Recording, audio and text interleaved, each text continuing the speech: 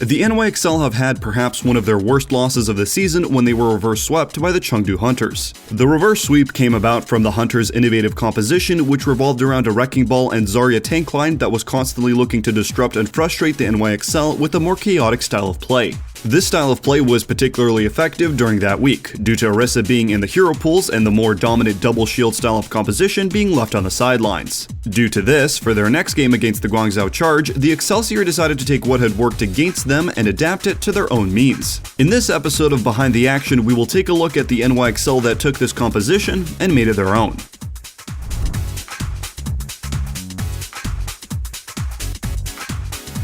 When discussing this composition, it's important to note a few key elements of it. Firstly, it is not generally a composition which seeks to take proactive or aggressive engagements.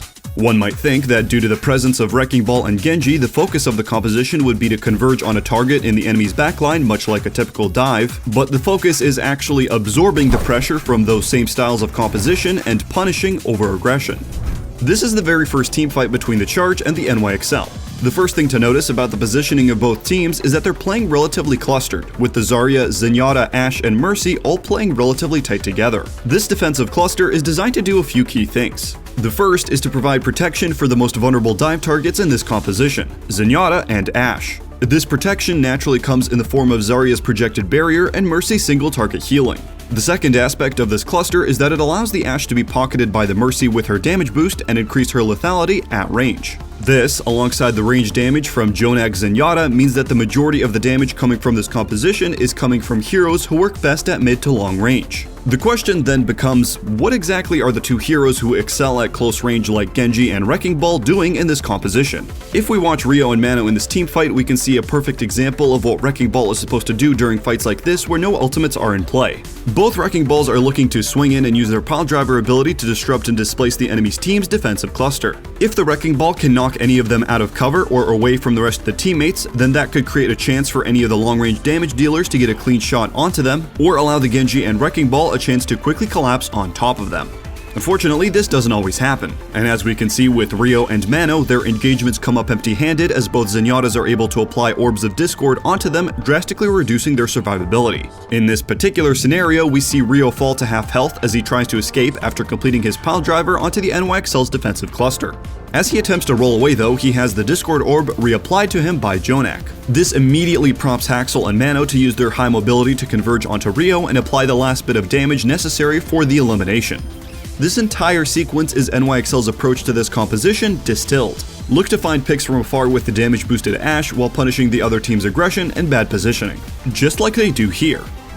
As we can see, both Eileen and Rio are looking to set up on either side of the hotel so that they can collapse onto the NYXL's backline. Eileen, however, takes too much damage from the NYXL as they look to protect their backline and is unable to escape before Bianca is able to poke out of the hotel and finish Eileen off. This immediately leads to Char looking to fly over and use his resurrection to bring back his Genji. It is at this time that the NYXL spot their chance as Mano scouts out an isolated Zenyatta and Ashe on the opposite side of the point. And sensing their opportunity, both Mano and Haxel immediately strike. They collapse onto both, with Haxel's attack forcing Happy out of cover and allowing Nene to strike, landing one final blow while Mano corners Shu and gives him one final melee to finish the job. In this example, Haxel uses Dragon Blade just as Eileen and Rio attempt to collapse onto Jonak and Bianca. In this scenario, Jonak is even more vulnerable due to Animo's Mercy currently tagging along, with Haxel providing damage boost for his Dragon Blade. The Dragon Blade isn't able to find any purchase due to Shu's Transcendence, but this collapse by Haxel and Mano draws the healing very noticeably away from the front line, which means that as Bianca sees Eileen and Rio go in, he uses his Graviton Surge to immediately catch the pair of them.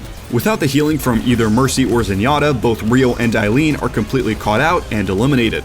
It doesn't matter that the NYXL's aggression found no purchase, because their ability to catch the Charge's engagement and punish it means that the NYXL can push onto the Charge and clean up the team fight. The NYXL have always been regarded as a very methodical team who look to outmaneuver the other team through slowly putting on the pressure. In this composition, the slow and steady trickle of damage that is applied by Jonak and Nene works to their favor, as this composition's built-in protections allow Jonak and Nene more time to put in the damage, and pressure the other members of the Charge with their Discord Orb. In this scenario, the Charge's push-in is initially rebuffed by the NYXL, and as the Charge push forward, Jonak is able to tag Krong with his Discord Orb, and both him and Nene are able to bring him down to half health. Krong immediately dips into cover in an attempt to break the Discord and heal, but as he does, Mano and Haxel immediately converge onto him to finish him off. Eileen tries to bring the fight back by drawing his blade, but Jonak is able to hold his composure in the face of Eileen's ult, tagging him with Discord before Haxel dashes through him to finish off the elimination.